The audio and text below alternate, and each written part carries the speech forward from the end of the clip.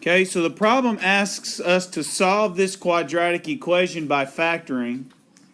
And there's a number in front of the x squared, so the factoring that I wanted you to do is grouping.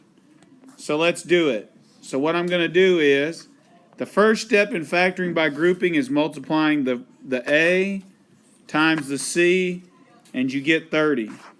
Now you need two factors of 30 that add up to be negative 13. Okay, so let's list all the factors of 30. 1 times 30, 2 times 15, 3 times 10, and 5 times 6.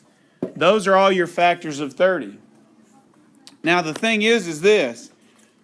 15 minus 2 will give you 30, right? So 15 and plus negative 2, that'll give you... No, I'm sorry, not 15. Let's go. Let me change it. Negative 15 plus 2 will give me negative 13, won't it? And I need negative 13. See it right there?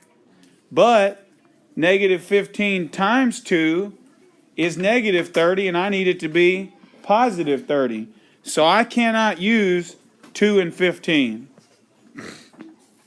Now, if I do negative 3 plus negative 10, that provides me with negative 13, and negative 3 times negative 10 gives me positive 30, right? Negative 3 times negative 10 gives me positive 30.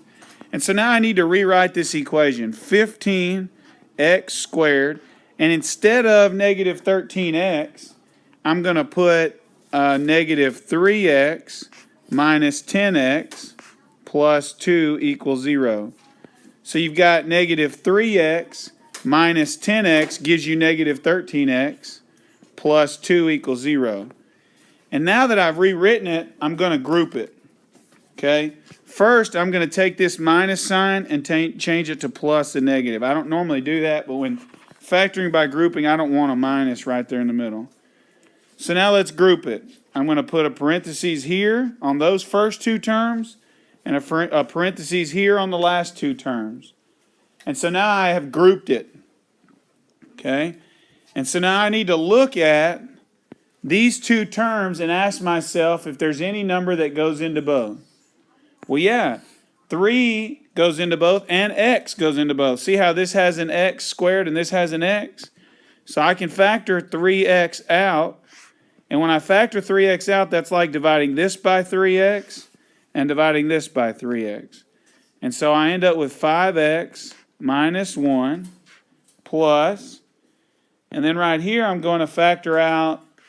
Here's the thing, guys, is if I factor 2 out of this, then this will give me negative 5, but I need it to be positive 5. So I'm not going to factor 2 out, I'm going to factor negative 2 out. When I factor negative 2 out, it's like dividing each of these by negative 2, and so I end up with 5x minus 1, and then it all equals 0. And now if I look at what I have here, I've got a 5x minus 1 here and a 5x minus 1 here, so I can take the 5x minus 1 out of both of them. And so I'll write 5x minus 1. See how I took it out of that and that? And so then that leaves me with 3x minus 2 equals 0. So now I have successfully factored it by grouping, and now I need to solve. And so I'm going to take 5x minus 1 and set it equal to 0, and 3x minus 2 and set it equal to 0. And all I have left is to solve each of those.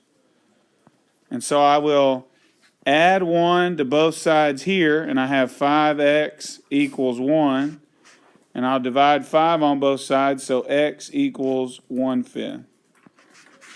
Over here, I will add 2 to both sides, and so I have 3x equals 2, and I'll divide 3 on both sides, so x equals 2/3. Now, here's the thing.